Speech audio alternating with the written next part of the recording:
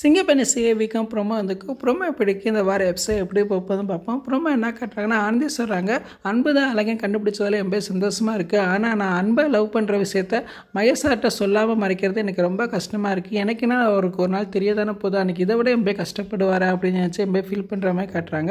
அங்கிட்டு பார்த்தா அன்பு நினைக்கிறாரு, என்னை சந்தேகப்பட்டு மகேஷார் என்னை அடிச்சிருந்தாலும் பரவாயில்ல, ஆனால் என் மேலே இன்னும் ஒரு படி மேலே நம்பிக்கையை மரியாதையும் வச்சுருக்காரு.